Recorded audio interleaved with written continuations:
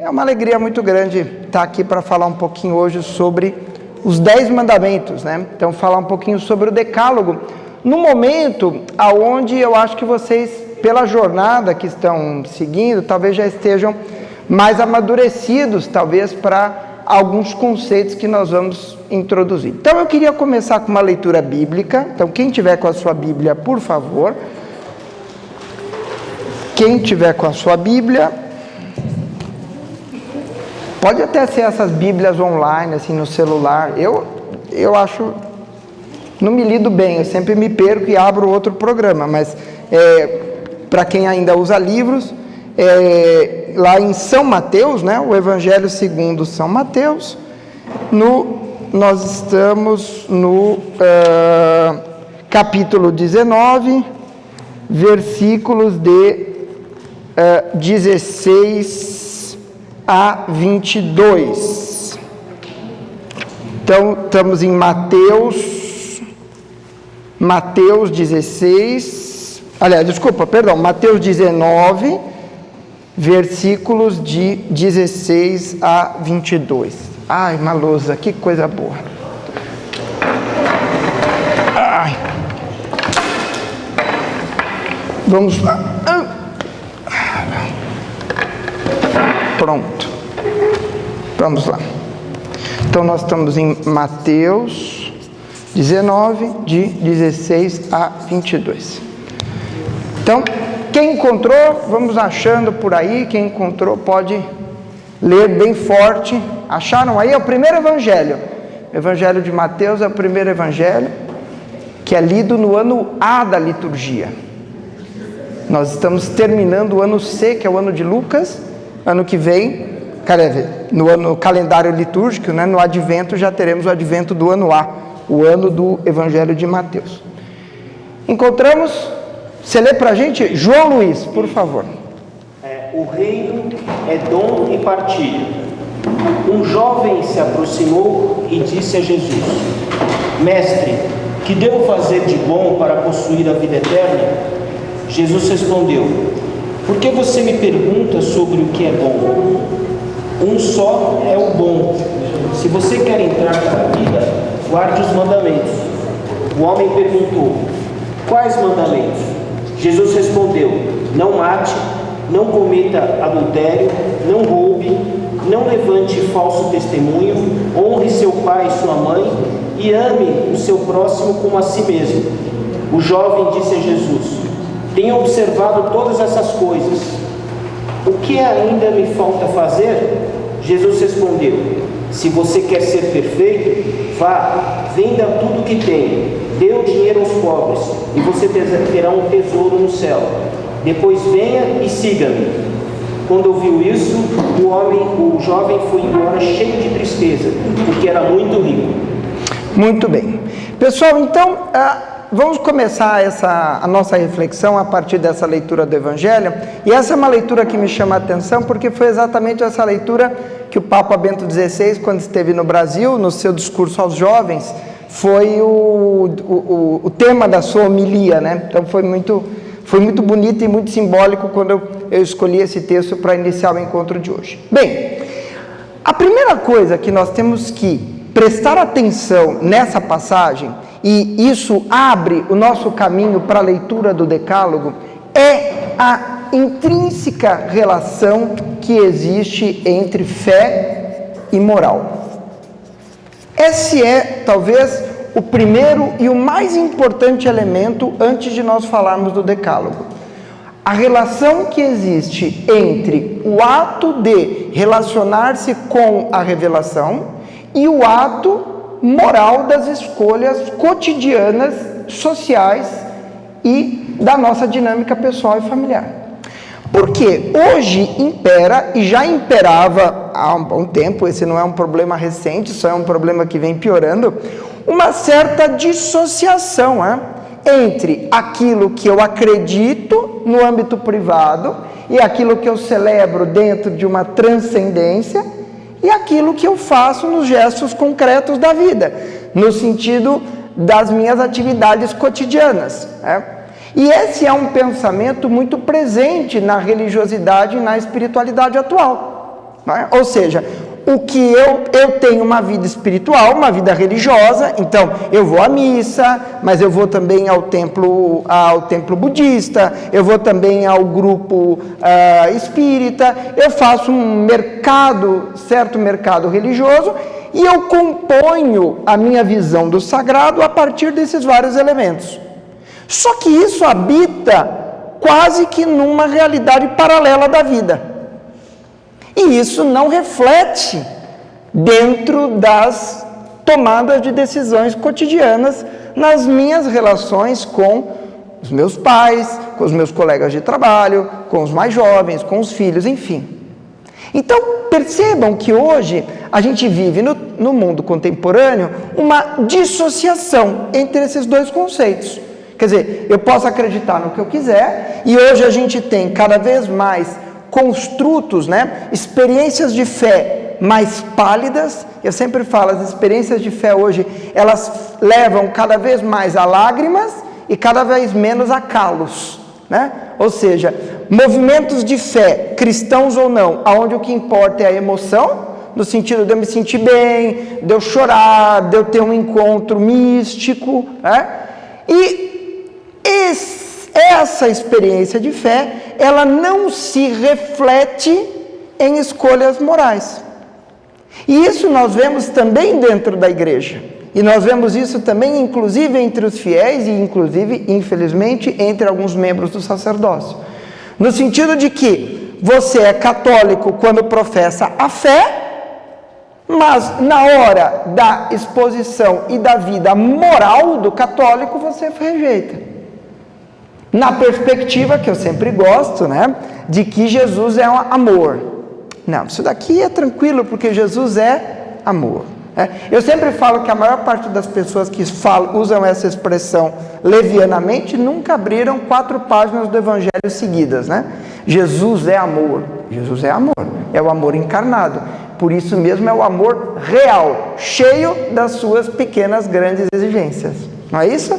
Quem aqui é mãe já? Mães, mamães, ótima. Bom, vocês poderiam dar uma palestra aqui de 3 horas, de 4 horas, sobre as exigências do amor real. Não é isso? A minha mãe me ama. Sim, mas isso fica no mundo das ideias, no mundo mágico dos cristais e da luz, ou no mundo duro das madrugadas, das birras, dos nãos que você tem que dizer para si para dizer sim para o seu filho. Quem for casado também pode dar o mesmo testemunho. A vida a 2 dentro do enlace matrimonial é uma vida concreta, cheia de cessões. Eu cedo uma coisa e a outra pessoa cede, e assim nós vamos construindo o relacionamento. Então, o amor de verdade, não a paixão, o amor real e concreto, ele exige de ambas as partes um relacionamento, uma escolha, atitudes concretas, não é isso? Os pecadinhos e os pecadões, né? Então, o mesmo vale na nossa relação com Deus. Então, a maior parte das pessoas que falam assim, Deus é amor e eu amo a Deus, na maior parte das vezes não está muito interessado nas exigências do relacionamento amoroso com Deus. Então eu não quero trazer para vocês uma visão do decálogo do ponto de vista legalista, só vir aqui e falar para vocês os 10 mandamentos, vocês decoram os 10 mandamentos e tal. Eu preciso que vocês entendam que os 10 mandamentos se inserem dentro de uma experiência concreta, real, de amor, que inicia-se não em Jesus. Jesus não é o início da experiência de amor do homem com Deus. Jesus é o ápice. Jesus é a plenitude da experiência de amor entre Deus e o homem, que é quando Deus se faz homem e vive as algúrias, as angústias reais e concretas. Então, também Deus, quando decidiu relacionar-se conosco de uma maneira plena, submeteu-se Ele a certas coisas que Ele não era obrigado a submeter-se. Não é isso?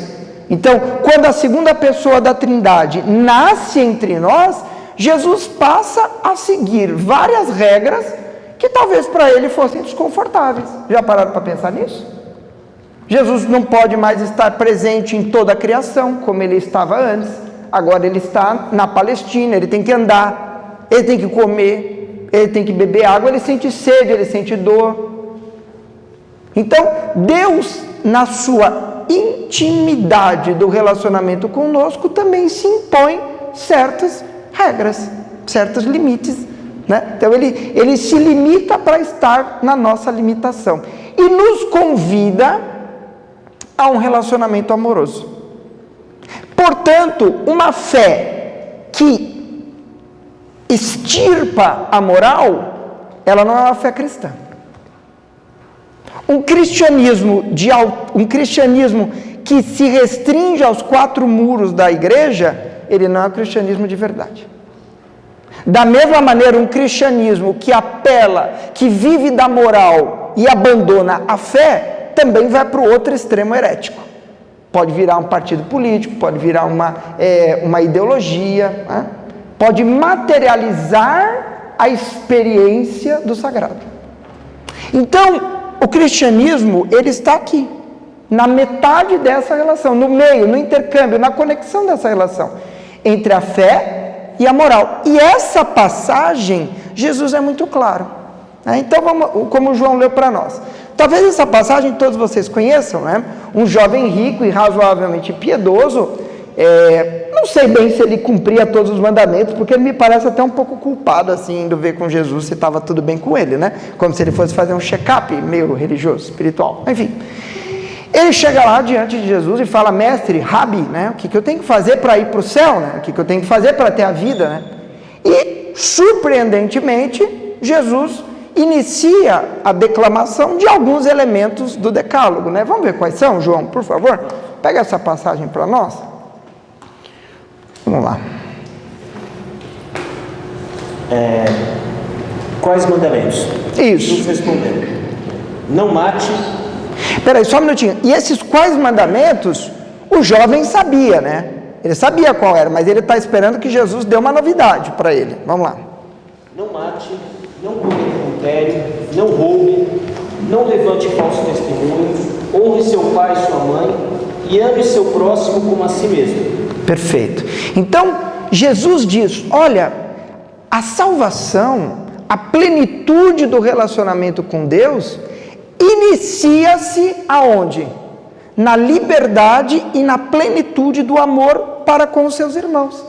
Porque os mandamentos que Jesus enumera são os mandamentos que se referem à nossa relação com o outro. Não roubar, não matar, não cometer, não trair, enfim. São mandamentos que tangem a maneira como eu me relaciono com eles. Então vamos rever com vocês os 10 mandamentos, vamos lá? Vocês lembram de cor? Então vamos lá, não é difícil, hein? 1, 2, são só 10. 4, viro. Pronto.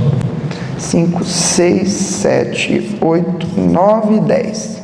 Vamos lá. Primeiro, então, amar a Deus sobre todas as coisas. Né? Então, é o primeiro mandamento. Amar a Deus sobre todas as coisas.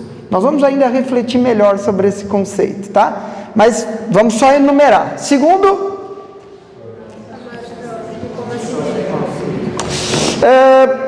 esse segundo mandamento, amar o próximo a si mesmo, de alguma maneira, eu vou mostrar para vocês que ele é um resumo de alguns dos mandamentos. Mas o decálogo mesmo, que a gente vê em Êxodo e Deuteronômio, ele tem outras coisas, né? Qual é o segundo? O segundo é não tomar o nome em vão. O terceiro, guardar domingos e festas.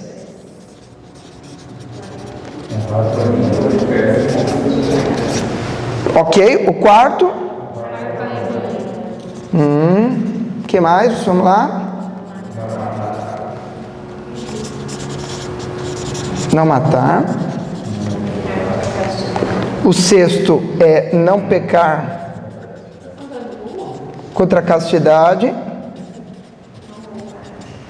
Sétimo, Não roubar. O 8º, não cobiçar as coisas dele. Não e não. É não prestar falso testemunho, é isso?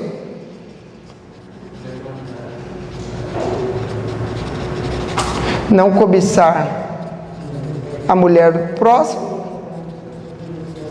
E por fim, não cobiçar as coisas alheias, é isso? Sim ou não? Me corrijam aí. Mais importante do que a ordem é saber se estão todos aí. Estão todos aí, né? Muito bem. Quando Jesus é inquirido sobre os mandamentos, em outra passagem do Evangelho, ele vai dizer assim: os mandamentos são 2. Amar a Deus sobre todas as coisas e ao teu irmão como a ti mesmo. Essencialmente é isso. Bem, então, aqui está o primeiro mandamento, amar a Deus sobre todas as coisas, e aqui o segundo mandamento de Jesus, né? Num grande resumo, porque daqui para baixo, os 7 outros mandamentos do Decálogo, eles se referem à maneira como nós nos relacionamos com os nossos irmãos. Tá? Então, quando a gente olha os 3 primeiros mandamentos, nós vemos que esses mandamentos, eles referem-se à maneira como o povo, como nós nos relacionamos com Deus. Agora, me ajudem. Esses mandamentos são inaugurados por Jesus? Não. Eles já estavam presentes naquilo que nós vamos chamar de antiga aliança, ou a aliança do Sinai. Então, na aliança que Jesus estabelece por meio de Moisés, já estão presentes os desígnios da vontade divina. Então, os 10 mandamentos revelam para nós, ou já no Antigo Testamento revelam, a vontade de Deus para conosco. Quer dizer, o que eu preciso para entrar numa dinâmica com Deus? Quer dizer, o que eu preciso para uma experiência concreta, real de Deus? O primeiro passo para isso é que eu tenha me livrado, porque eu tenho uma experiência de liberdade daquilo que me afasta de Deus. Então, o primeiro passo para ir em direção a Deus é me afastar daquilo que me bloqueia o encontro com o divino consagrado. E o que me bloqueia o encontro com o divino consagrado? É aquilo que conduz ao mal. É aquilo que afasta do sumo bem. Então, os 10 mandamentos, eles necessariamente dirigem-nos para o bem. Ok? Sim ou não? Então, quando nós vamos olhar esses mandamentos, nós vemos os 3 primeiros, né? Então, vamos ver. Amar a Deus sobre todas as coisas.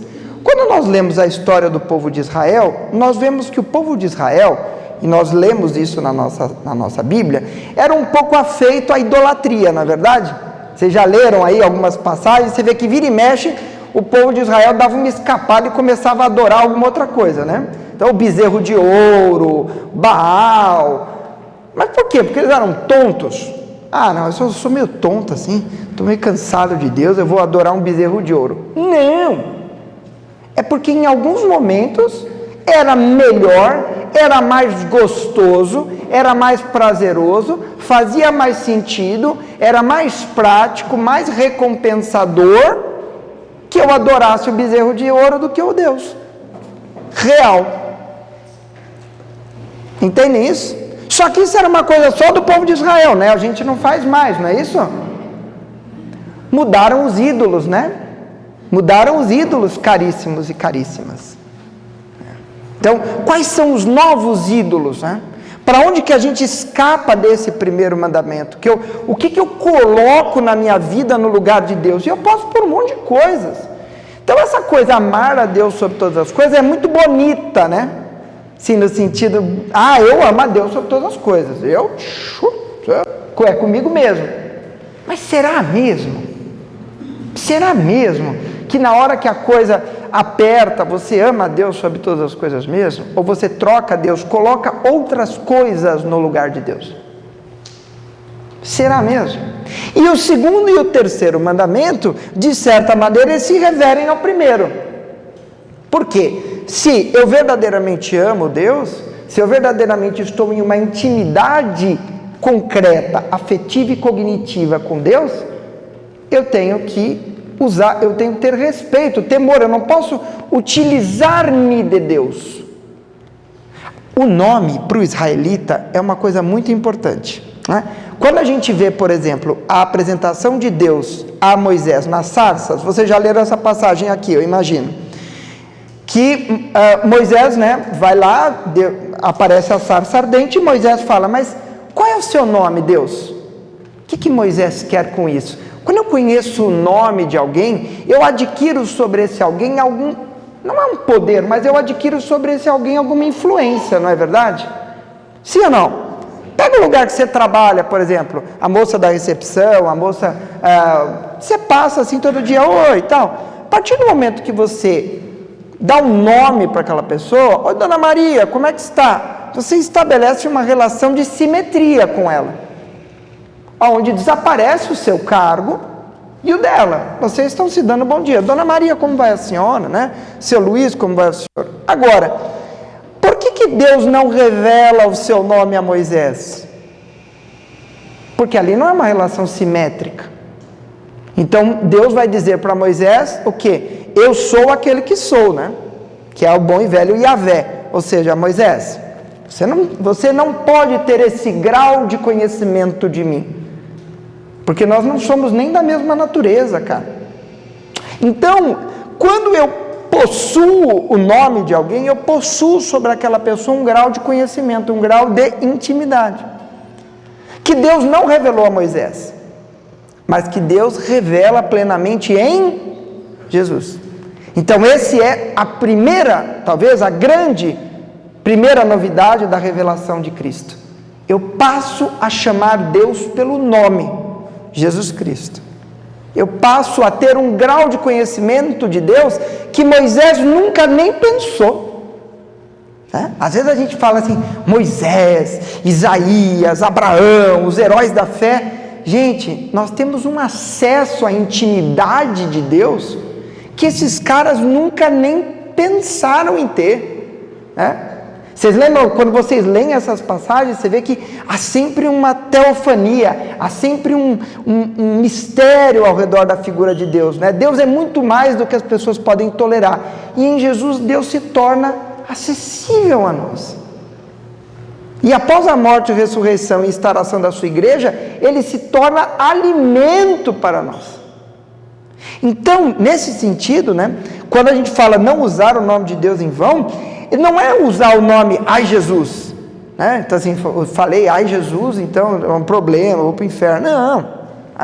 Não é isso, mas é que eu não faça de Deus um instrumento meu, eu não instrumentalize o nome de Deus para as minhas pequenas vontades, curiosidades, enfim, do dia a dia.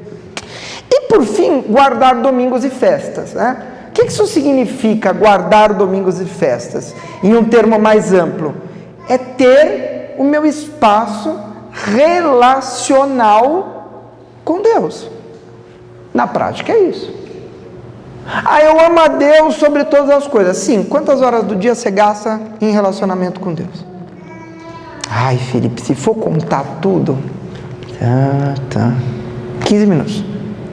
Será que isso é um tempo necessário? Suficiente? Talvez no começo sim, mas à medida que esse amor vai aumentando, à medida que esse amor vai abrasando, à medida que você vai permitindo essa intimidade, esse relacionamento com Deus, não pode ser suficiente 15 minutos. Você está entendendo?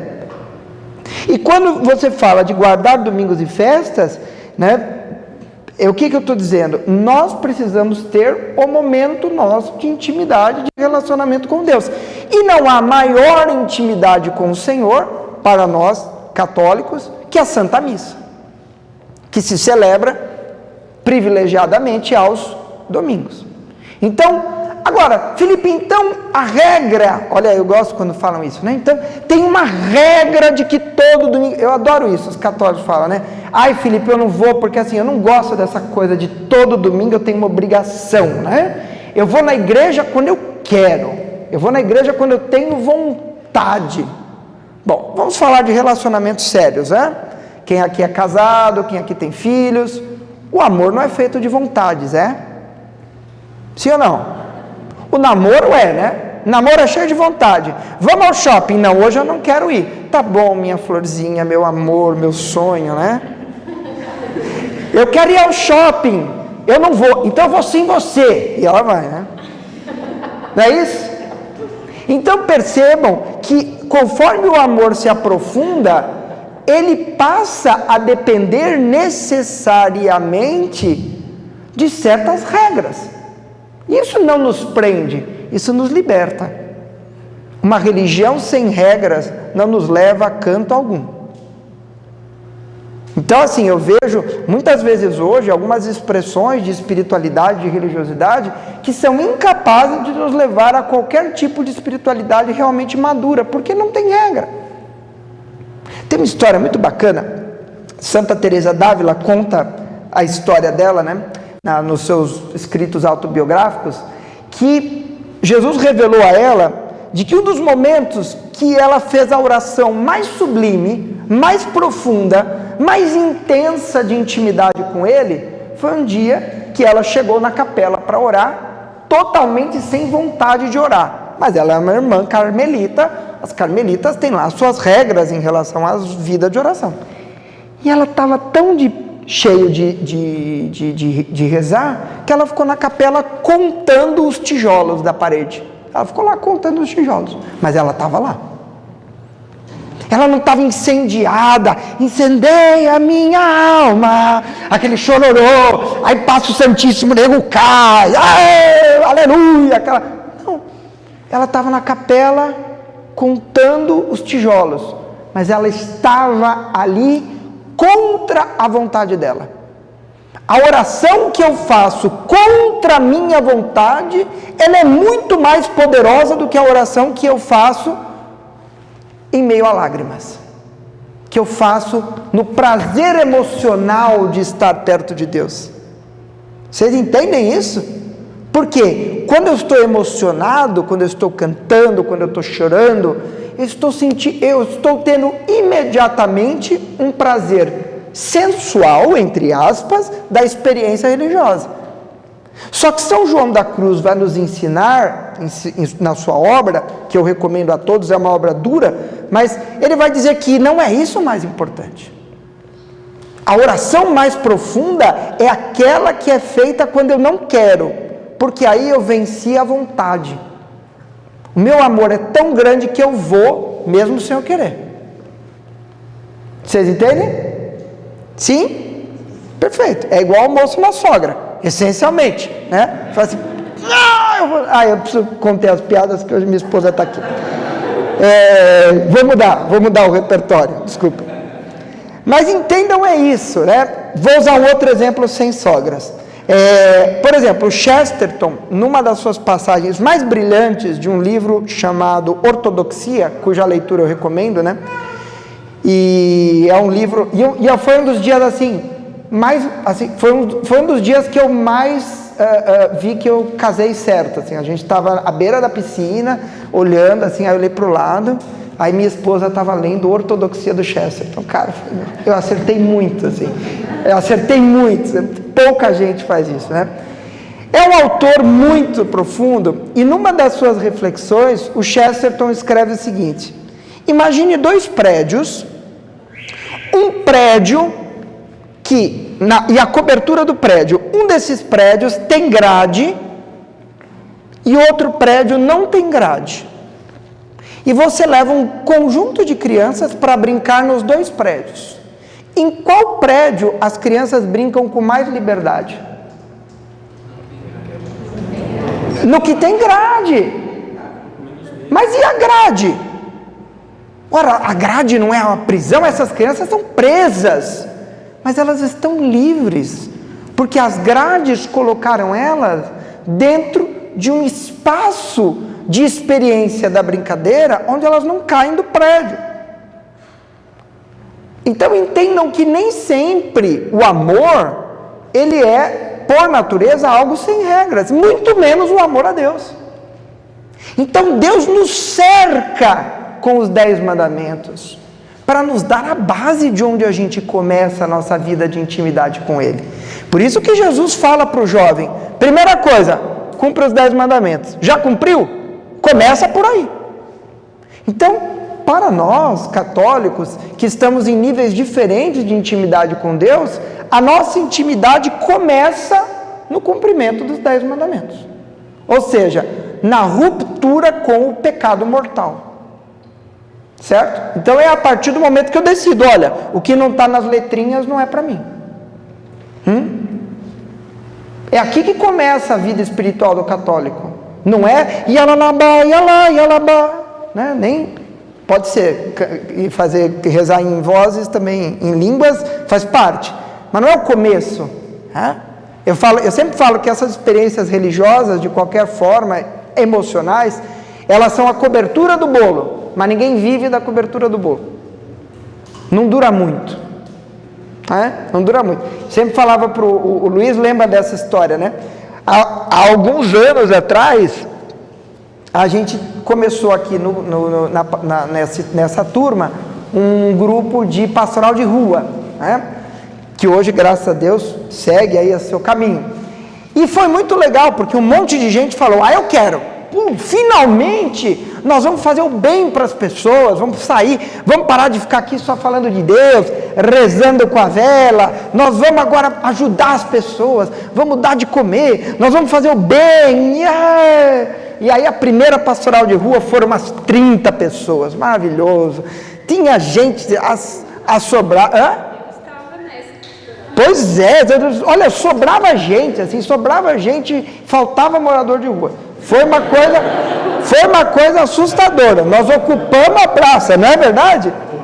Aí nós fomos vendo que essa luz, essa vontade de ajudar o outro, foi acabando à medida que era a cada 15 dias, à medida que tinha dia que estava chovendo, né? À medida que tinha dia que era emenda de feriado, né? E o que nós fomos percebendo? Que as pessoas que perseveravam na sexta eram as pessoas que vinham na quinta. Ou seja, as pessoas que vinham aqui rezar com a velhinha na cruz, ler a palavra, ouvir o catequista aqui, que iam amadurecendo a sua fé, encontravam substrato para ir tomar chuva, né, no centro de São Paulo, né, Pantelis? A gente ia lá tomar chuva mesmo, sair com cheiro de xixi, de crack e tal, e por aí vai. Só que essa experiência só era possível se você vivia de fato uma experiência religiosa aqui, uma experiência do amor de Deus, de uma forma concreta. Bem, o que eu quero dizer com isso? Que nem a vida espiritual apenas afetiva nos interessa e nem a vida propriamente só material, para a igreja não virar uma ONG. Né? A igreja não pode ser apenas uma instituição social de cuidado aos pobres, né? Porque senão quando acabam os pobres ela perde seu intuito, né? E ela em alguns lugares perde. Por exemplo, vamos pegar um exemplo da Noruega, por exemplo. Se o papel da igreja é cuidar dos pobres apenas, para que serve a igreja na Noruega? Serve para nada. Não precisa ter padre lá então. Está todo mundo já comendo. Sim ou não? Então a igreja ela precisa entender o que ela é, o que nós somos enquanto igreja. E é claro que nós somos arautos da caridade. Quer dizer, Jesus vai inclusive falar isso daqui a pouquinho para o jovem rico, sobre a questão da partilha. Mas não é só isso. Bom, vamos em frente, senão... Ixi, Maria, Jesus. Bom, vamos. Bem, e aí, caríssimos, vão entrando aqui certos mandamentos que, vistos na sua superficialidade, parecem ok. Vamos lá. Honrar pai e mãe. Não.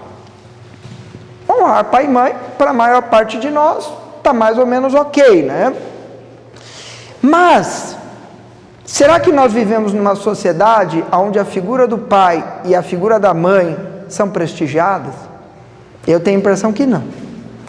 Pelo contrário, cada vez mais eu vejo uma diluição da imagem da mãe e do pai. Inclusive no sentido de retirar da mãe e do pai a autoridade sobre o desenvolvimento dos próprios filhos. Será que isso é honrar pai e mãe? Entendem isso? Quer dizer, olha, eu não quero saber os valores que você quer transmitir para os seus filhos. A autoridade é a lei. A autoridade é o Estado, o governo, seja lá quem estiver governando, né? E eles vão educar seus filhos. Eles vão transmitir os valores. E o pai e a mãe são apenas progenitores. Se é que eu posso mais usar a expressão pai e mãe. Porque talvez ela ofenda algumas pessoas. Então, esse mandamento eu sempre falava, quando eu dava essa aula uns 10 anos atrás, talvez ele fosse um mandamento que a gente, vamos para o próximo, mas hoje ele precisa ser revivido, hoje ele precisa ser recomentado, né? E o Papa Francisco, olhando esse mandamento por uma outra dimensão, também fala do abandono dos velhos, né? A nossa sociedade e o mundo que a gente vive com o abandono dos velhos, né? Então, assim, os velhos no sentido produtivo, então você deixou de ser produtivo, não me interessa mais.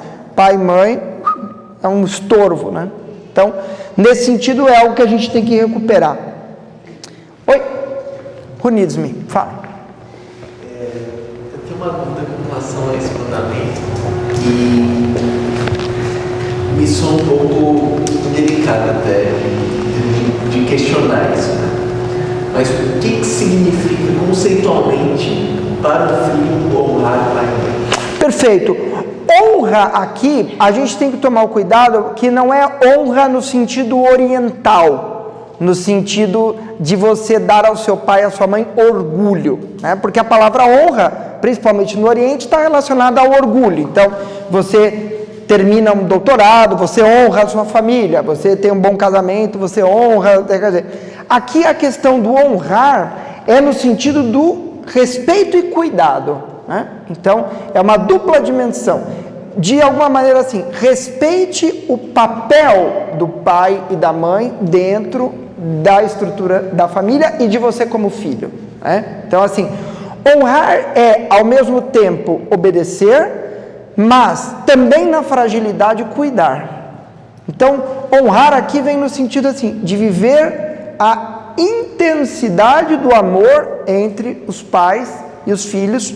E aqui é que vem a parte dura, Marco, né? Independente da porcaria que seu pai ou sua mãe seja. Esse que é o problema. Porque aqui talvez a gente, Felipe, eu adoro meu pai é maravilhoso, putz, meu pai me levava para caçar, dava tiro lá no bezerro, eu cortava lá com ele, sei lá, que boa memória você tem do teu pai e da sua mãe, né? Sei lá, minha mãe fazia um bolo para mim, que eu me lembrava, tal. Mas e quando seu pai batia na sua mãe? E quando seu pai chegava bêbado em casa? Aí é mais duro, aí é mais difícil. Quer dizer, porque aí você começa a entrar na radicalidade do amor. E aí você sai da lei, porque quando está tudo bonito, está tudo bonito. Expressão pobre essa, né, minha. Mas enfim, vocês entenderam, né? É muito fácil ser cristão quando everything's alright. Sim? Pai e mãe da margarina Doriana, tudo mais, aquela cena bonita de café da manhã, da propaganda. Pois é. Acho que a outra resposta, Marco, a outra boa resposta para você é a própria relação que Jesus estabelece com a mãe, Maria, né? E com o seu pai adotivo, o seu protetor, que é São José, né? Então, o próprio Deus viveu a realidade da família, tá? Claro, essa família na sua perfeição, na sua plenitude, mas isso é uma discussão teológica complexa, não dá tempo de discutir aqui, mas a própria Maria, embora tivesse sempre à disposição da vontade do filho, ela vai entendendo progressivamente a missão do filho. Então os evangelhos vão deixando isso claro, ela vai compreendendo lentamente e dolorosamente para onde vai. E veja, a questão do honrar pai e mãe, beirada da cruz. Quer dizer, Jesus entrega Maria a João, né? Então, mulher, eis aí teu filho, filho, eis aí tua mãe. Então ali, Jesus, cumprindo os 10 mandamentos, honra a mãe dele, cuida da mãe dele. Então honrar aqui é um sentido mais amplo do que apenas o sentido do prestígio. E de novo, honrar não a sua mãe se ela for só Nossa Senhora, porque honrar Nossa Senhora é moleza, né? Então assim, e se o seu pai for São José, aí tá maravilhoso, mas nem sempre é, mas tem que honrar do mesmo jeito. Então assim, tá doente, tem que cuidar, né? Então, nós vamos falar um pouco sobre isso, os extremos do mandamento. Vamos para não matar, também é moleza. Pô, não matar é moleza, Felipe. Pô, não matei ninguém, né? Mas há por detrás desse mandamento não apenas o homicídio direto, pegar um revólver aqui. Não matar em todas as suas dimensões. Tá? Então, o Catecismo da Igreja Católica, cuja leitura eu recomendo, ele vai descrevendo e vai ampliando para vocês a visão deste mandamento, que é um mandamento fundamental. Então ele entra, por exemplo, em temas polêmicos como o aborto. Tá?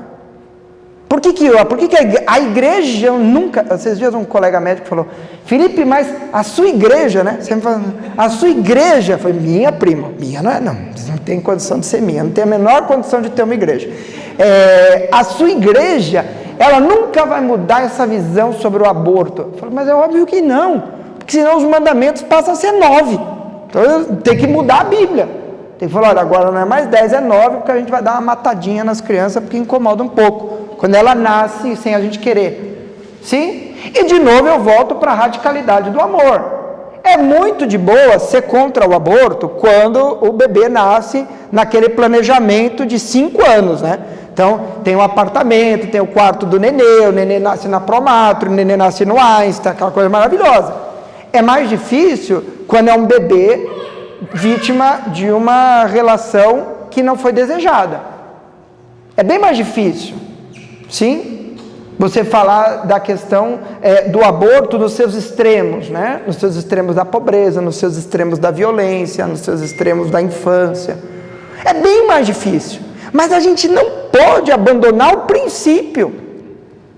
A gente pode usar as circunstâncias para atenuar, mas não pode largar o princípio. Porque se você larga o princípio, desmancha tudo. Bom, se pode para Paulo, pode para Pedro. Pau que bate em Chico, bate em Francisco. E aí vai. Então esse é um tema sobre o qual... E aí entra também a questão da eutanásia. Por que a igreja é contra a eutanásia? Ai, Felipe, a igreja não tem misericórdia das pessoas que estão acamadas. Tem! Só que é uma misericórdia diferente. É uma misericórdia do cuidado, do estar ao lado, do transmitir esperança. Eutanásia, né? Esse mandamento ele também está relacionado com honrar pai e mãe. De certa forma, sim. É que a gente já tem modelos de eutanásia que os filhos já nem participam mais. Alguém decide lá, o velhinho fala, olha, eu estou desembarcando. Aí os caras, pois não, só o senhor entrar aqui a gente desembarca o senhor. Né? Isso quando os velhinhos não fogem, né? Tem país que os caras estão fugindo. Dá uns 60 anos, ele olha para um lado, olha para o outro, fala, primo, fui, não tem ninguém mais velho que eu, o que está acontecendo? Isso é uma realidade. Porque essas coisas, elas nunca são diluídas às claras. Então, por exemplo, o aborto, vou voltar a esse tema porque ele é muito importante. Ninguém fala assim, eu sou a favor do aborto. Eu sou a favor da escolha da mulher. Eu sou a favor da independência sexual da mulher, não é? Sempre assim? Quer dizer, eu sou a favor do meu corpo, minhas regras, né? Então é sempre pro-choice, os americanos se chamam pro-choice. Então nós somos a favor da escolha. Mas da escolha de quem? Alguém perguntou para a criança? Alguém foi lá, olha, nenezinho, você queria tomar você queria sair aí, como é que você quer sair daí de dentro? Então, é só reflexões, tá, pessoal? Não dá tempo, porque os 10 mandamentos, eles são a base da vida moral da igreja. Então eu vou ter que ir desmembrando elemento por elemento dos mandamentos para eu ir construindo a ideia moral do ser católico, do ser cristão. Então não é só rezar, é você também ir vendo que você tem que viver isso aqui. Porque quando você não vai vivendo isso aí, você não tem o piso. Você não tem a rocha da vida espiritual. Vamos em frente, que o meu tempo vai se encurtando. Que hora é o café, Fê? Tá bom, então... Tá bom, daqui a pouquinho eu dou uma pausa para a gente tomar uma água e um cafezinho. Só aproveitando o assunto aqui. Vocês vão me dando corda, eu vou acabar meia-noite. Mas manda ver. Me intriga muito. Como é que a igreja percebe a questão desse princípio do não matarás em alusão à legítima defesa? Ah, essa é a perfeita pergunta. E graças a Deus isso está muito claro no Catecismo da Igreja Católica, tá? O Catecismo deixa claro que em circunstâncias no qual a defesa da própria vida ou de outrem faz recurso necessariamente à violência e dessa violência decorre a morte de alguém, neste cenário, apenas nesse cenário, se entende de que a preservação da própria vida e do outro contra um agressor externo, volitivamente agressor, não se caracteriza como uma ruptura do mandamento do não matar, tá certo? Mas cuidado que isso não é a porta para você sair dando tiroteio em todo mundo, né? Então, por exemplo, esses dias eu vi alguns cristãos, sei lá, comemorando que um desses rapazes, essas pessoas, sei lá, o camarada vai lá, sem ameaçar a sua vida, te rouba o celular e sai correndo. Você saca a arma, dá 3 tiros nas costas do cara. Isso não é legítima defesa de nada. Isso é tirar a vida de alguém, porque esse alguém tinha que levar um celular. O que é muito diferente, guardado, eu não estou discutindo a questão jurídica, estou discutindo a questão moral, de alguém te aponta uma arma e você, colocada a sua vida em perigo por uma arma, se defende. E se de alguma forma nesse ato de defesa a outra pessoa morre, de alguma maneira o ato volitivo da violência não foi seu. A minha ponderação, e aí levando em consideração isso, não sei se isso pesaria ao agente que utiliza da legítima, mas por exemplo, você tem o mandamento não matarás e você tem o segundo mandamento que pode correlacionar esse ponto, que é amar o próximo como a ti mesmo. Sim. Você, num momento, né, de uma situação acalorada, se defende para salvar a própria pele. Sim. Certo? Você tem 2 mandamentos contra a sua pessoa. Por isso, da minha pergunta, como é que a igreja trata? Veja, a igreja vai entender de que a igreja entende de que você não é culpado por uma defesa da sua vida que acarrete a morte de outro, desde que isso não tenha sido de uma forma volitiva, ou seja, eu espontaneamente desamei alguém, entende? Então eu espontaneamente fui o agente principal de um episódio de violência. Tá? Então é nesse cenário que se insere essa questão do não matarás, do homicídio. Uma dúvida, não sei nem se eu vou conseguir passar ela, mas em relação, por exemplo, à questão do aborto. Sim. Existem pessoas que nunca abortaram, mas que elas falam que elas são a favor, que elas são contra o aborto. Apenas manifestar essa vontade de falar que é a favor é contra, você já está agindo contra o pecado, ou só você não abortar, ou só você... Perfeito. Perfeito. Isso é ótimo, é uma boa forma de você expressar.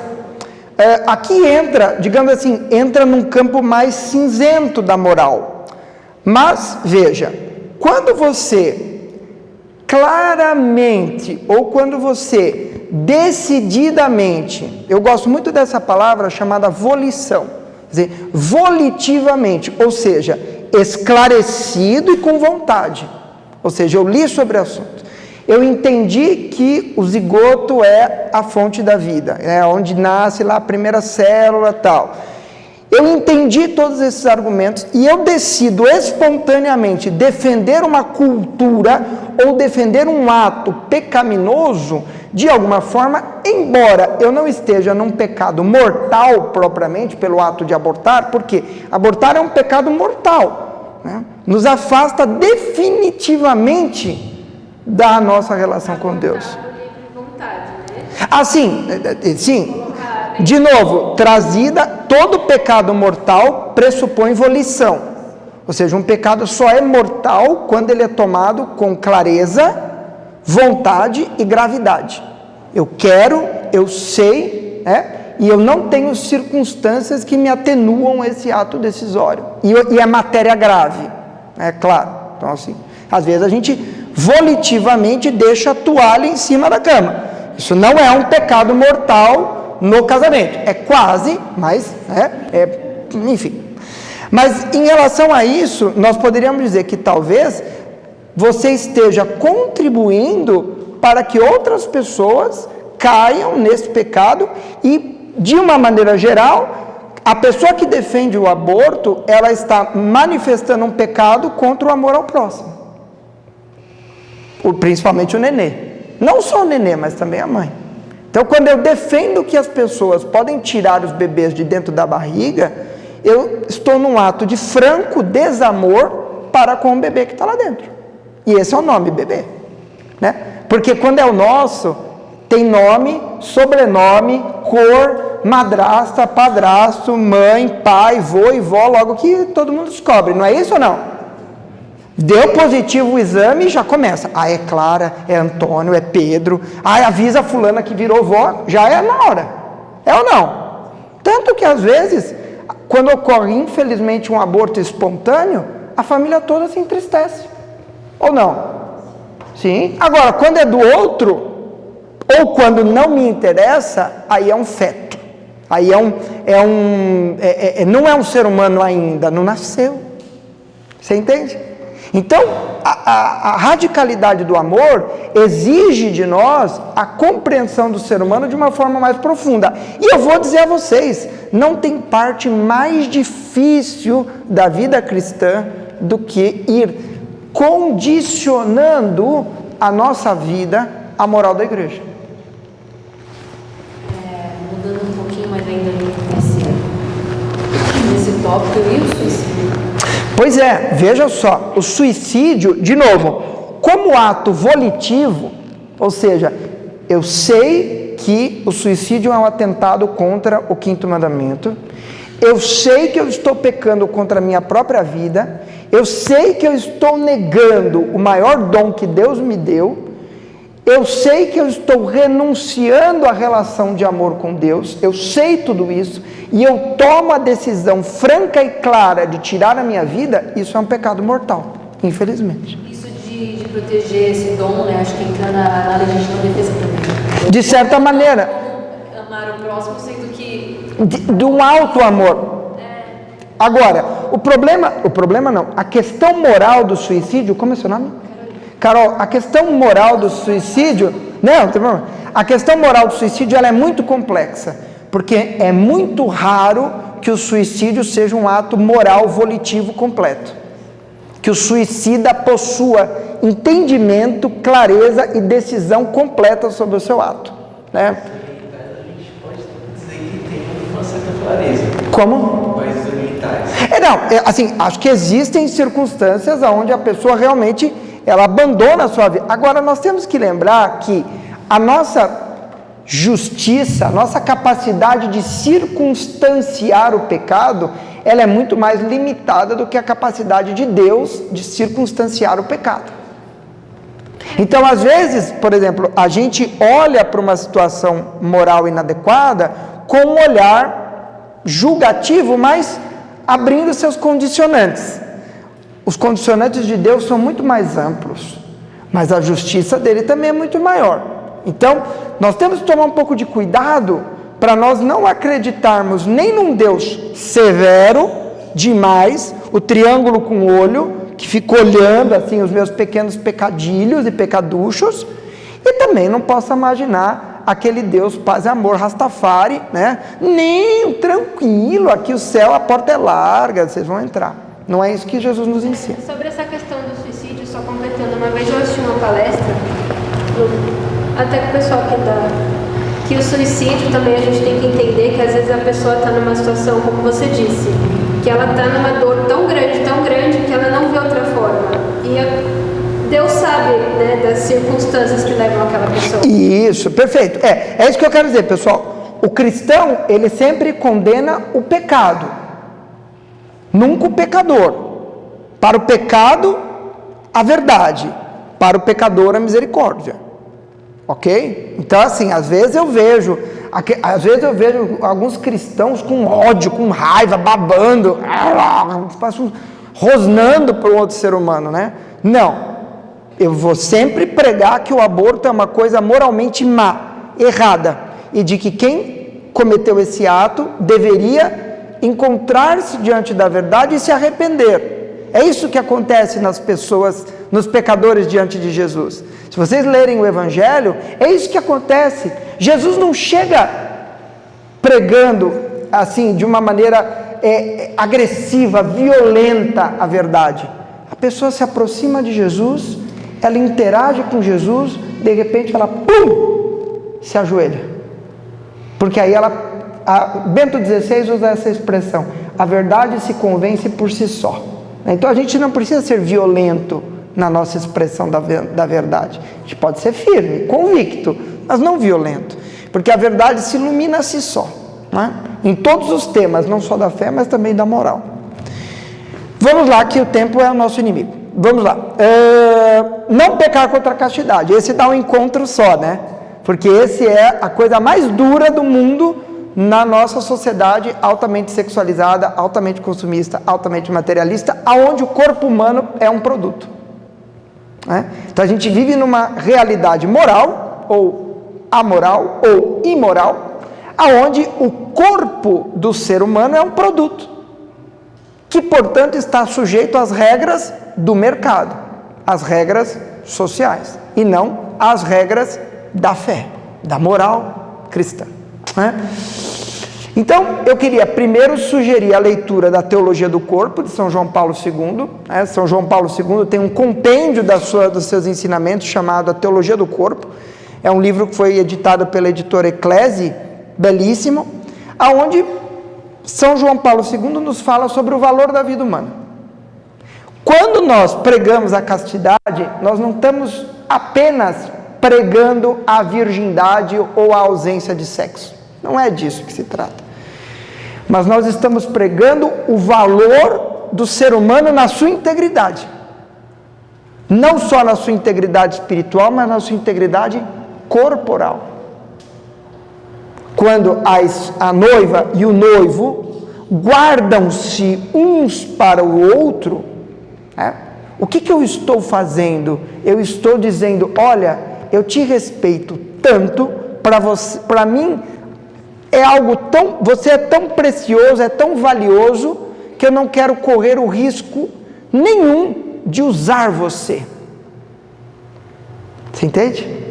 Eu não quero usar você, eu quero estar com você numa relação conjugal dentro de um projeto maior. Então, na verdade, o que a igreja faz na questão da castidade na verdade é valorizar o sexo, porque o sexo deixa de ser uma coisa banal, ele passa a ser um momento maior, um momento de intimidade, um momento de profunda e a mais profunda possível interação entre duas pessoas, e que abre-se para a vida, para o surgimento dos filhos. Então, o que a igreja não quer nenhum frustrado sexual, pelo contrário, né? A igreja quer que a gente viva a nossa sexualidade de uma forma sadia, de uma forma saudável, e a castidade também é mais do que sexo. A castidade também tem a ver com o nosso autocuidado, com o cuidado do nosso corpo, da nossa saúde, né? Então, não pecar contra a castidade pode se desdobrar em vários aspectos da nossa vida, em aspectos mais graves ou menos graves, né? Por exemplo, esses dias estava um debate polêmico num grupo de católicos que eu participo sobre a questão das tatuagens. Se tatuar-se é um pecado ou não contra a castidade. Rapaz, virou uma polêmica, um quebra-pau. É bom que a gente aprende, né? A gente ganha inimigos, mas a gente aprende. Porque, não, estou brincando, todos já fizemos as pazes, mais ou menos. Depende. A expressão é depende. O que é que você vai tatuar? O que é que você vai impor ao seu corpo? Que marca você vai deixar até o seu túmulo na sua pele, na sua história, na sua corporeidade? O cristão, caríssimos, ele não entende a vida espiritual como entende o mundo platônico, por exemplo, ou o mundo grego propriamente dito, espírito e corpo. O que importa é o espírito, o corpo, não. Nosso Senhor Jesus Cristo não ressuscitou em espírito. Ou sim? Foi isso? Ressuscitou em espírito, virou uma alma penada? Não. Jesus ressuscitou na sua corporeidade, no seu corpo. Tanto que São Tomé, né, que havia de ser brasileiro, chegou lá e falou assim: posso pôr a mão aí no buraquinho? Que está furado mesmo? Ah, não está furado. Aí Jesus, olha aqui, né? Estou aqui. Né? Então veja só, essa corporeidade de Cristo nos marca o quanto o nosso corpo é importante. Nós temos que cuidar também do nosso corpo. Nós temos que respeitá-lo e amá-lo. E principalmente cuidar do corpo do outro. Respeitando o corpo do outro. Né? E aí, pessoal, se desdobra em várias questões. Um ponto que eu quero abordar antes do café, daqui a 2 minutos, é o ponto dos escrúpulos. Que é o outro extremo da libertinagem. Então, a libertinagem, os mandamentos é coisa de carola, não, isso é libertinagem. E o outro são os escrúpulos, onde eu pego os mandamentos e eu vou de uma forma farisaica, jogando os mandamentos em tudo, né? Tudo. Então eu não posso rir muito alto, porque rir muito alto é uma coisa escandalosa, né? Não posso... Você tem que tomar cuidado também para que a sua vida espiritual não vire a vida farisaica de 633 proibições e mandamentos. Então a gente tem que achar um meio termo disso. E onde que a gente acha esse meio termo? Na comunidade, na vida da igreja, no estudo da fé. Por isso que não existe cristianismo sozinho. Posso ser só, né? Vamos que está acabando meu tempo. Não roubar, né? Não roubar em todos os seus aspectos. Tem aquela frase clássica do pagão, né? Do católico pagão, ou aquele católico não praticante, né? Que isso daí também não existe também, isso daí bobagem. Ou é ou não é, nós não queremos que seja, eu já aviso. Eu sou católico não praticante, então tá bom, nem me interessa. Um dia que você quiser se converter, eu estou aqui para pregar. Se não quiser, também não me interessa mais. Por quê? É aquela velha história, é só não matar e não roubar. Eu nunca matei e nunca roubei. Tá? Não serve, né, guys? Não serve, né? Então, roubar em todos os seus sentidos, né? Das nossas pequenas corrupções do dia a dia, das grandes corrupções do dia a dia. Vou dar um exemplo de uma corrupção que acontece comigo frequentemente. Pessoas que vêm me pedir certificado de curso de noivos falsos.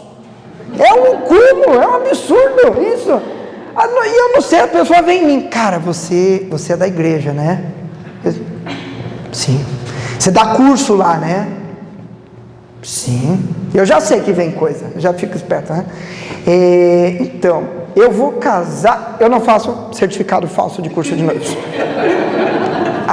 Cara, puta, que o casamento tá em cima. Falei, tivesse visto o curso de noivos antes do buffet. Então, não tem nada a ver com isso. Você entendeu? Mas isso é roubar. Você concorda ou não?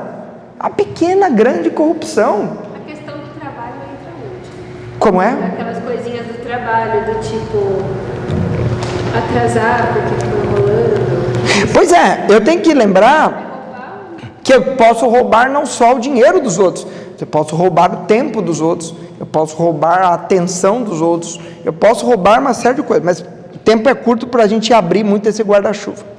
E aí nós vamos não prestar falso testemunho, quer dizer, a questão da mentira, né?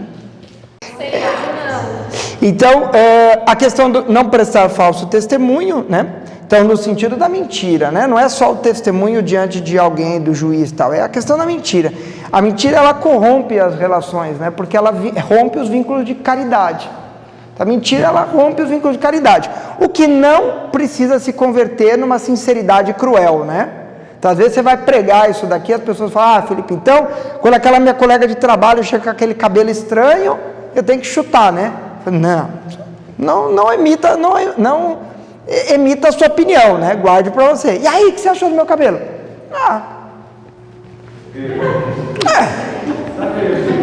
Você gostou? Eu sempre respondo assim, você gostou? Ela, eu gostei. Ai, que bom.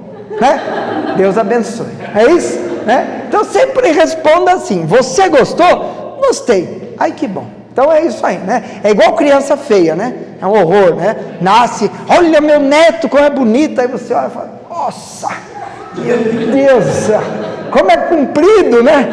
Eu sempre saio pela tangente, falo, nossa, que criança grande, né? Que maravilha, nutrida, rosa, né? Sempre saio pela tangente. Às vezes o moleque é feio mesmo.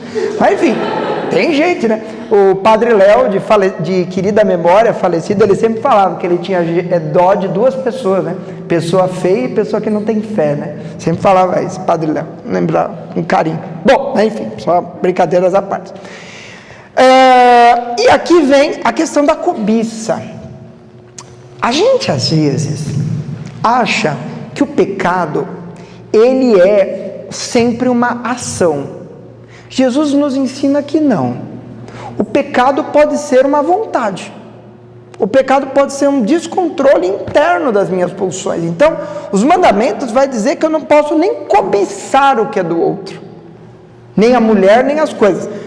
Pessoal, vale para o homem também, tá? Nem a mulher, nem os homens, pelo amor de Deus, vale para os dois, né? Então, não posso cobiçar, porque a cobiça, ela é um potente portal para outros pecados, mais graves, né? Então, de repente, eu cobiço o tênis da Mariana, eu falo, nossa, que tênis bonito, eu quero um tênis desse, né? Eu quero tênis, e eu não consigo ter o tênis. Achei que você ia me corrigir que ela estava de sandália. Tem até uma coisa interessante, não sei se você vai abordar isso agora, mas é sobre... Porque assim, às vezes vem um pensamento, às vezes é contra a sua vontade. Sim. E você precisa censurar, eu queria saber assim, o quanto é você alimentar aquela vontade ruim, né? E o quanto você tem que se censurar, porque às vezes assim, você peca por um desvio da sua vontade, né? Mas às vezes essa vontade ela surge e você se depara com ela. Perfeito. Essa correção foi perfeita. Isso vale, eu vou te dar um outro exemplo que vale muito para a vida de oração. Cara, quantas vezes eu não estou no momento de oração lá, ou geralmente é na oração mental, né? E aí começa a vir na minha cabeça alguma música, que geralmente é uma música estranhíssima, assim, é uma coisa exótica, carrapicho, sei lá, alguma coisa assim, meu coração é vermelho, alguma coisa estranha dessas, assim, no meio do terço, né? Mas que diabos, que demônio, em geral, às vezes é mesmo, que demônio pondo isso na minha cabeça, né? Deixa passar. Geralmente combater, assim, deixa passar e tenha clareza que aquilo, não alimente aquilo, tá? Então, por exemplo, você olhou um homem ou uma mulher sensual que está vestido de uma forma pouco pudica, que é bem comum por aí, muito, muito comum, né? E você fala, puxa, essa pessoa é uma pessoa bonita, né? Bom, se isso não se mantém alimentado dentro da sua vontade, isso é algo que te surgiu espontaneamente num ato sedutório do outro, né? E até por isso que a igreja nos ensina o recato com as roupas, né? Porque o recato com as roupas não é para mim. Não é para mim. O recato com as roupas é para o outro, né? Para que eu não coloque o outro numa situação de pecado ou de sedução que ele não precisa estar, né? Ou ele não quer estar, né? Enfim. Mas aí a gente iria mais longe ainda. Mas é não alimentar, né? Então você passou e fala, nossa, caramba, nossa, vai lá no Instagram procurar a pessoa, né? Ver as fotinhas da pessoa e tal. E as redes sociais, elas potencializaram muito a questão da cobiça. Muito a questão da cobiça. Cobiçar as coisas alheias, né? A gente tem que tomar cuidado porque, às vezes, pelas redes sociais, a gente passa o dia inteiro cobiçando, né? A gente passa o dia cobiçando. Eu vejo lá, a pessoa fica olhando lá, Maldivas, viagens, não sei o que, não sei o que lá, não sei o que lá, não sei o que lá, não sei o que lá. Então você fica olhando um mundo de fantasia que não é o seu mundo. E você cria cobiças que podem te levar a roubar, cobiças que podem te levar a ser uma pessoa pior na sua casa, que podem levar a uma autodepreciação. Acho que esse é um dos grandes problemas, um dos muitos problemas da potência das mídias sociais de hoje. É uma desvalorização de mim. Pô, mas eu não sou bonito igual o cara, eu não sou rico igual essa moça, eu não sou feliz igual fulano, né? Então, isso nasce de onde? Da cobiça desmesurada, né? Então, a cobiça, ela pode ser uma fonte enorme de infelicidades e ela pode ser um portal para pecados ainda maiores, tá bom? Pessoal, a questão é a seguinte, existe uma distinção ontológica ou noética, qual palavra você quiser, as duas são difíceis, entre os animais e os seres humanos. Os animais não possuem espírito, os seres humanos sim. Então, assim, por mais que a gente ame os nossos bichinhos, por mais que a gente cuide, dedique a eles afetos, eles não possuem alma. Então, a morte de um ser humano é sempre algo mais grave, mais danoso que a morte de um animal. Agora, o ensinamento bíblico, o Gênesis, e veja, o não matar do decálogo é direcionado ao matar um ser humano. Então, assim, quem escreveu aquilo, a intenção era no relacionamento com os seus irmãos, tá? Mas isso não nos permite ou não nos deixa espaço para maltratar ou matar indevidamente os animais, né? Então, quando a gente pega o Gênesis, nós vemos que o ser humano, ápice e auge de toda a criação, ele é responsável pela guarda da criação, pelo cuidado da criação. E o Papa Francisco, num documento muito interessante, embora não seja um dos meus documentos preferidos, ele fala sobre isso, sobre o cuidado da casa comum, na carta Laudato Si. Então vale a pena ler o Laudato Si, porque lá você vai ver, digamos assim, essa ecoteologia em uma das suas vertentes, tá? Aonde eu tenho que entender o animal a partir de uma perspectiva do cuidado dos dons de Deus, aonde não há espaço para maus tratos, para violência, aonde não há espaço para morte desnecessária de bichos, enfim, quer dizer, todo um debate moral ao redor disso, mas aonde também não há um espaço para uma excessiva hominização dos animais, tá certo? Homens e mulheres são uma coisa, animais são outra, né? Então, por quê? Porque quando eu igualo as duas coisas, eu não levanto os animais, eu derrubo o homem.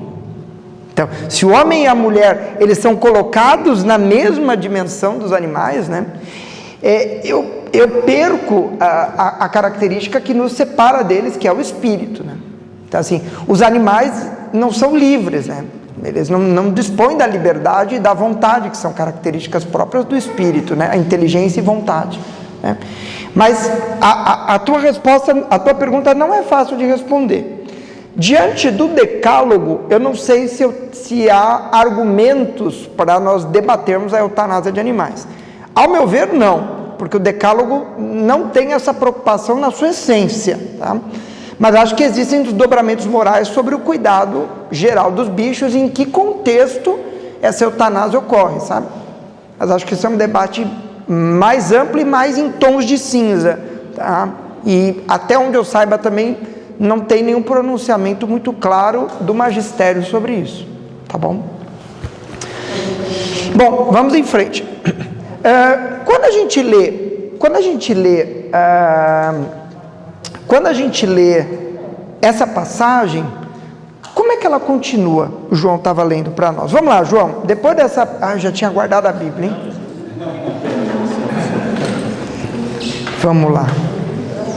Mateus 19, de 16 a 22. Vamos lá. Isso. Vamos lá. Vamos ver como é que figura, né? Vamos depois que Jesus fala dos mandamentos. Vamos lá. O jovem disse a Jesus: tenho observado todas essas coisas. O que ainda me falta fazer? Jesus respondeu: se você quer ser perfeito, vá, venda tudo que tem, dê o dinheiro aos pobres, e você terá um tesouro no céu. Depois venha e siga-me. Quando ouviu isso, o jovem foi embora cheio de tristeza, porque era muito rico. Olha só, bem, aqui nós temos que entender, e nós vamos fazer uma breve reflexão sobre teologia da espiritualidade. O nosso caminho em direção a Deus, ele passa por...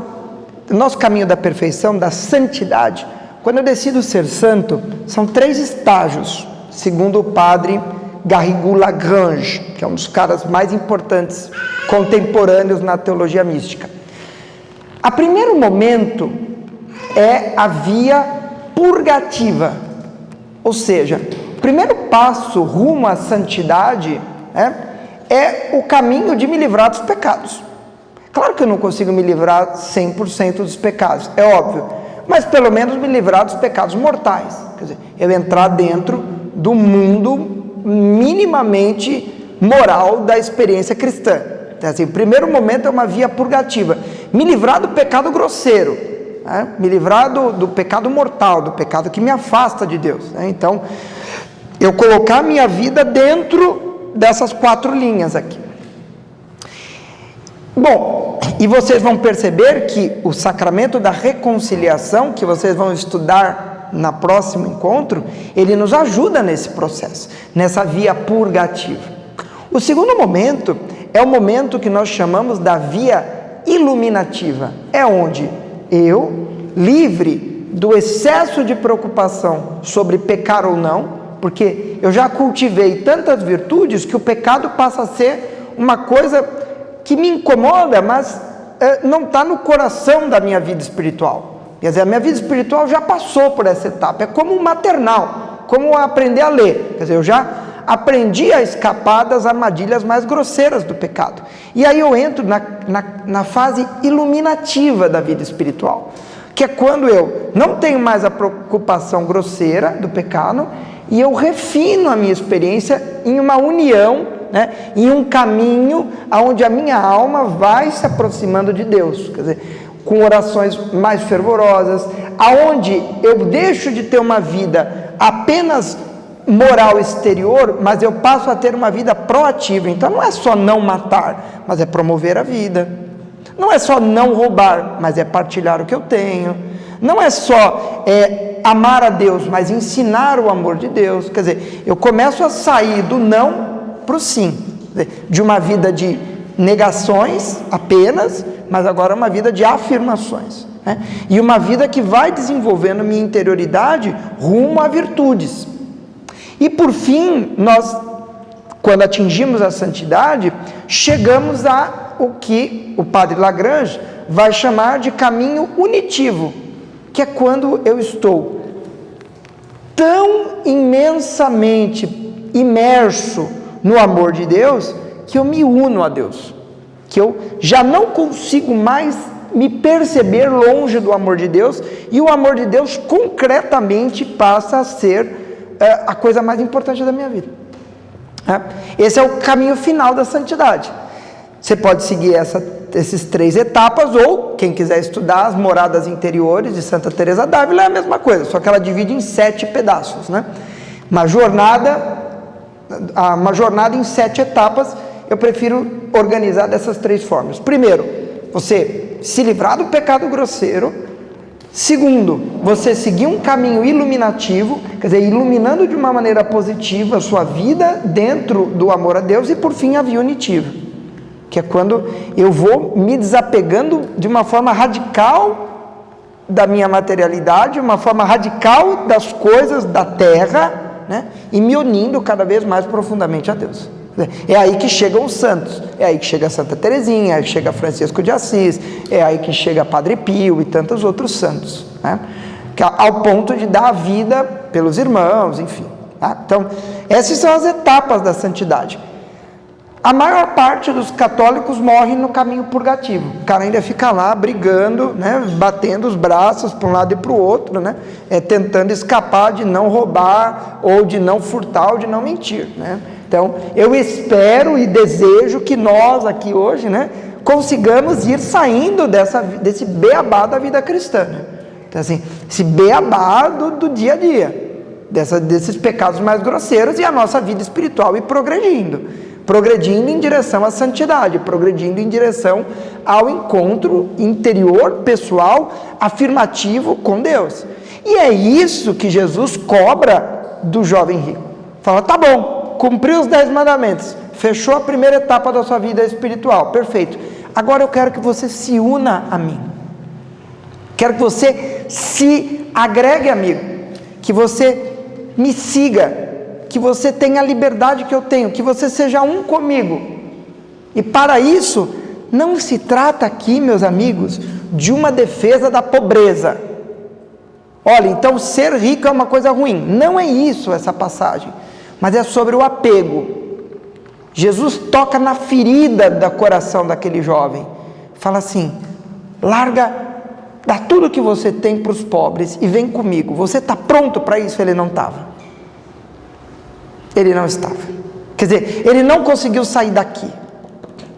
Ele não conseguiu sair da lei.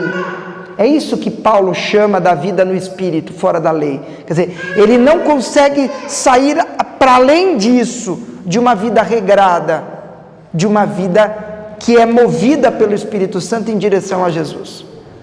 Será que nós conseguimos? Será que nós conseguimos? Ou será que a nossa vida é sempre essa velha lenga-lenga de vir à missa, reconhecer seus pecados, pedir perdão e seguir em frente? Mas vai mais! Vai mais! Rezar com mais fervor, se aproximar mais de Deus, se aproximar mais da igreja, se entregar mais para os outros, sair de si, é uma autotranscendência. Então é disso que essa segunda etapa do Evangelho fala, autotranscendência. O cristão, ele não pode viver apenas da lei. A vida do cristão está no Espírito do Senhor, e o Espírito de Jesus nos tira da lei. Ele cumpre plenamente a lei, mas nos coloca em ação, nos coloca em missão em direção aos outros, que é aquilo que o Papa Francisco vem desde o início do seu pontificado falando: eu quero uma igreja em missão.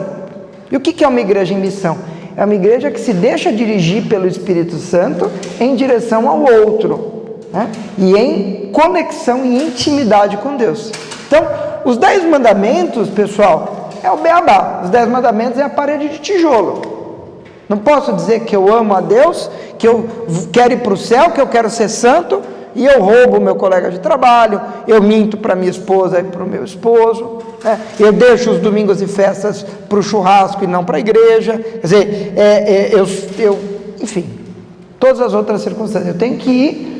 É claro, caríssimos, que a nossa natureza decaída faz com que certos pecados sejam difíceis mesmo, e você precisa ficar naquela via purgativa: peco, peço perdão, peco, peço perdão, peco, peço perdão, mas você vai lutando para sair daquilo.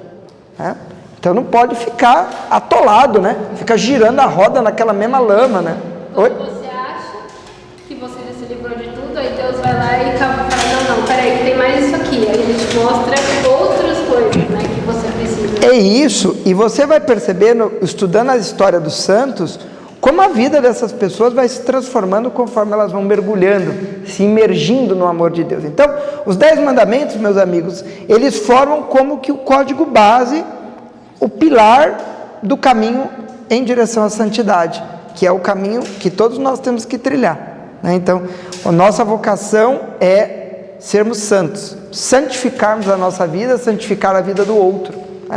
E isso só é possível a partir de uma intimidade com Deus. Então, cultivem isso. Eu quero sugerir a vocês, além do que eu já sugeri, esse documento chamado Veritatis Splendor, ou o Esplendor da Verdade, do Papa São João Paulo II. Tem na internet, não precisa comprar, mas quem quiser, no qual ele fala sobre a fé e a moral. De que maneira, para nós, cristãos católicos, a fé e a moral caminham de forma unida, em que eu não posso pegar só um pedaço da igreja, Então, assim, a questão da moral não me interessa, o que me interessa é a questão de Jesus bonitinho no altar. Então, ele mostra que o tesouro da fé da igreja é uma coisa só, e nós temos a alegria, a oportunidade de vivenciar isso, de experimentar isso. Então, leiam quem puder, ter acesso a esse documento, e estudem muito o catecismo da igreja. Estudem, porque lá os padres ensinam de uma forma muito didática, vários aspectos da nossa vida. E eu vou dizer para vocês, na maior parte das vezes que eu li o Catecismo da Igreja, eu comecei lendo discordando do que estava escrito. Falei assim, os caras estão muito loucos. Os caras escreveram aqui, os caras estão muito loucos. Né? Olha o que o cara escreveu, isso aqui é um absurdo, isso aqui é uma coisa medieval, isso aqui é da Inquisição. Aí eu li de novo. Faz sentido o que esse cara está escrevendo aqui. Mas não! E aí você vai, conforme a sua vida espiritual vai crescendo, você vai percebendo o quanto, na verdade, o magistério vai usando da sabedoria e vai incutindo em nós as verdades da Escritura, adaptadas para os nossos tempos, né, da revelação. E que, na maior parte das vezes, são os nossos preconceitos, as nossas heranças culturais, que vão impedindo a gente de viver a fé de uma forma plena. Tá bem? Então era isso que eu tinha para falar para vocês, pessoal. Se tiver mais alguma pergunta, a gente tem um tempinho. Senão nós vamos em frente aí, acho que tem ainda a programação do resto do encontro, é isso? Então tá bom. Sim. Acho que o primeiro é que, na maior parte das vezes, as pessoas que usam esse argumento usam dados que não existem. Então, esses dias eu vi assim, no Brasil são feitos por ano 1 milhão de abortos clandestinos. Aí eu sempre me pergunto, se são clandestinos, como é que sabem que é 1 milhão? Assim, meu argumento base começa por aí. Mas é porque tem infecções gravíssimas que vai parar no hospital. Pronto, mas aí sim, aí você tem um dado. Mas será que existem 1 milhão de mulheres que internam por ano no SUS com infecções gravíssimas? Eu acho que não. 1 milhão de pessoas é muitíssima pessoa. Então, acho que a primeira questão é o questionamento do dado. De onde vem esse dado? Ponto. Esse é um primeiro ponto. Segundo ponto, há de se distinguir entre, nessas circunstâncias, né, o quanto o aborto foi uma decisão sua. Porque, veja, ficar gripado não é uma decisão, concorda? Pegar Covid não é necessariamente uma decisão. Ter um câncer não é uma decisão, sim ou não? Acontece com você. Você pega, acontece. Agora, veja, eu não estou relativizando, mas abortar, na maior parte das vezes, é uma decisão. Você decidiu ir lá abortar. Você falou, eu vou lá abortar naquele lugar, né? E, me desculpem os defensores do aborto, mas a maior parte das pessoas que vão fazer um aborto clandestino sabem que estão indo fazer um aborto clandestino. E sabem que estão colocando a sua vida em perigo fazendo um aborto no fundo de quintal de uma senhora na periferia de São Paulo, tá certo? Então, de alguma maneira, essas pessoas estão se expondo a um risco de abortar. Bom, vamos então para a solução desse problema. Então, nós temos um problema real de pessoas que se submetem a procedimentos perigosos em ambientes inóspitos, inadequados. Você tem duas soluções. Ou você pega isso e coloca dentro de um hospital, sobrevive a mãe e morre o bebê. O bebê continua morrendo. Ou não? Não mudei a realidade de que o bebê morreu. Ou eu luto socialmente para acolher essas mulheres, para combater as clínicas clandestinas de aborto, para trazerem elas para ambientes onde essas crianças possam desenvolver, o que é muito mais difícil e muito mais duro, mas aí sobrevivem os dois, a mãe e o bebê. O grande argumento da questão da saúde pública é que você não resolve o problema do bebê, pelo contrário, o bebê continua morrendo. E pode criar um problema muito maior para a pessoa. Então não me interessa nenhuma solução para o aborto onde a criança continue morrendo. E antes de engravidar também, né? Dá para fazer vídeo. Dá para fazer vídeo. Esse é um outro debate moral mais amplo. O que ela está falando é verdade, é porque você tem movimentos que se preocupam muito mais da legalização do aborto do que de pregar uma conduta Porque é mais muito responsável. mais cômodo você combater o resultado do problema, não a causa. Em direção a essa discussão, eu vejo muitas pessoas falando da questão da abertura à vida. quando se refere ao catolicismo, católicos, que são abertos à vida. Enfim, e resumidamente você não pode fazer uso de métodos contraceptivos. Sim.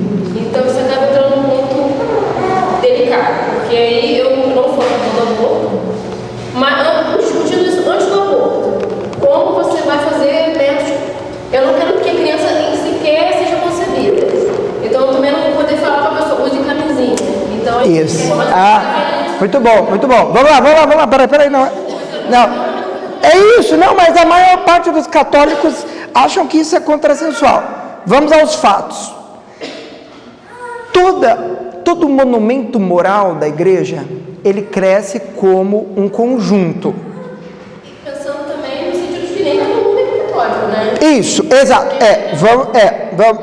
Vamos destrinchar essas questões. Veja, quando a gente olha o monolito moral, os mandamentos, eles formam uma coisa sólida, eles se conectam e eles se apoiam mutuamente.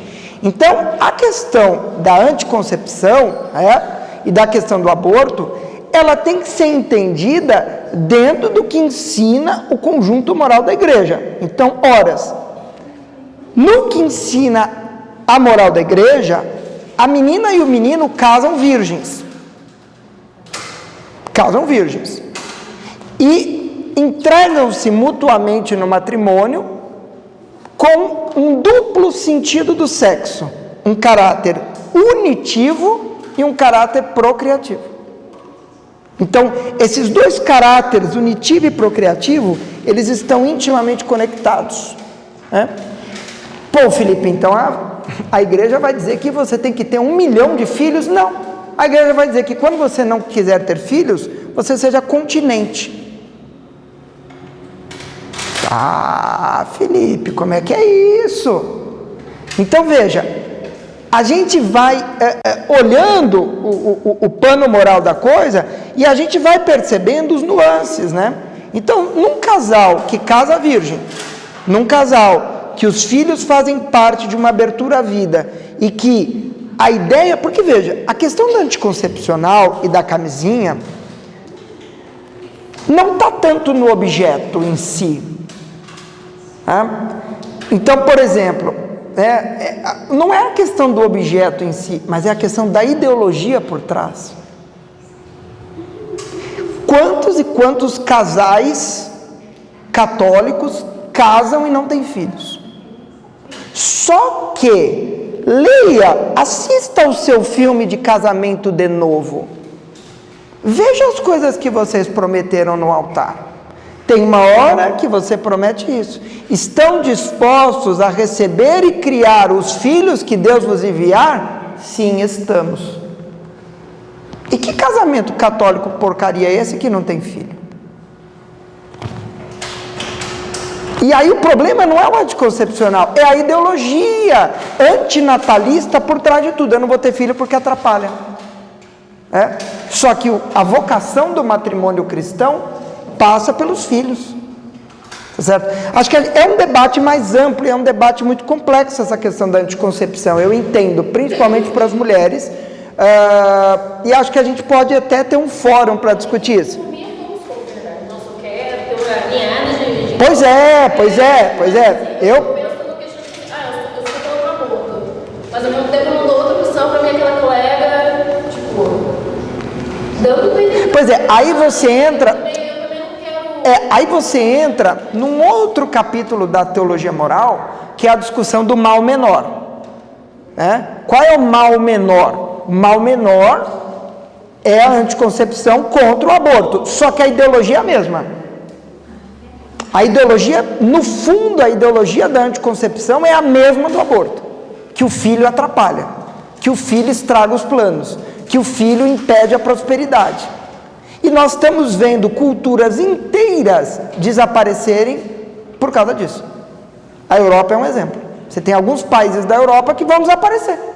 Quer dizer, aquela cultura vai desaparecer, outra surgirá, inevitavelmente, mas vai desaparecer. Por quê? Porque a cultura é tão arraigada com essa questão antinatalista que os casais têm 1 filho, 2, quando tem. e aquela cultura vai morrendo, né? Então, esse é só um desdobramento sociológico da questão. Agora, é isso, sempre que vocês forem ver algum estamento moral da igreja, tentem entendê-lo dentro do pano de fundo da igreja, ainda que você não concorde com todos os detalhes, certo? Ainda que você não concorde com todos os detalhes, porque isso pode exigir mais tempo mesmo para ir compreendendo. Eu poderia falar uma coisa? Deve. É que na sociedade atual, a gente fala não pegar pela castidade, né? As pessoas não acreditam em castidade. Isso. As pessoas não acreditam em pureza. Isso. Então, assim, nem se passa para a cabeça da pessoa que existe um método anticoncepcional 100% que dá certo. Exato, que é não ter relações. É não ter relações. Exato. Porque sempre vai ser sua escolha, ao menos se você for abusado. Sim. Mas tirando esse caso, sempre. Perfeito. E veja, agora, por outro lado, a igreja não é contra que homens e mulheres tenham relações quanto quiserem, né, dentro do seu casamento, né? Agora, o que ela quer é que essas relações não sejam relações absolutamente fechadas à vida sempre, né? E aí, o que vai acontecendo com o tempo? Esse relacionamento, ele vai apenas no seu caráter unitivo do sexo, e a gente vai esquecendo o caráter de abertura à vida, né? Que é algo que nós quisemos no nosso matrimônio. E aí eu entro em algo que alguém comentou: nem todo mundo é católico. Sim, então foi casar na igreja por quê? Por que foi casar na igreja? Quem convidou? Quem convidou? Você entendeu? Quem convidou? Eu não posso dar curso de noivo, porque não sobra nenhum. Porque eu ia falar, quem convidou vocês para estar aqui? Ninguém. Vocês quiseram vir aqui. Vocês quiseram ir diante um do outro e fazer juramentos para mim, para a igreja, para a comunidade. Ninguém obrigou vocês a fazer isso. Agora, vocês juraram, vocês prometeram, vocês falaram sim. Então, assumam de alguma forma algum grau de responsabilidade adulta por isso. E ser filho de Deus não é um clube que você pode optar. Deus é pai de todos, independentemente de você se identificar como católico ou não. Você está cometendo os mesmos pecados contra Deus. Entendi onde você vai chegar. Entendi. Veja, isso é uma coisa importante, que é uma compreensão errada que as pessoas têm. Os 10 mandamentos, ele não é um tesouro para a igreja ficar sentada em cima como um clube de perfeitos. Os 10 mandamentos nos encaminham e nos auxiliam a encontrar a vontade de Deus e irradiar a santidade. Portanto, é um convite universal.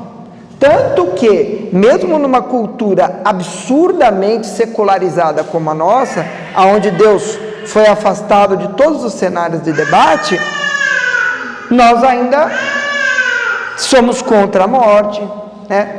Ainda condenamos o homicídio, nós ainda condenamos o roubo, ainda condenamos a mentira, porque de alguma maneira alguma dessas coisas estão profundamente arraigadas no coração do homem, né? Naquilo que a igreja chama de lei natural. Não alivia a minha barra falar que eu sou católico, então não preciso me comprometer com isso. Então posso abortar. É isso, eu não posso, exato. Veja, de novo, Bento XVI, num livro muito interessante chamado O Novo Povo de Deus, ele fala assim: o papel da igreja, isso é uma coisa profunda, o papel da igreja não é transformar o mundo inteiro em católicos. O papel da igreja é ser um farol em direção a Deus. O papel da igreja é ser um farol em direção a Deus. Então a nossa responsabilidade é maior, porque nós conhecemos.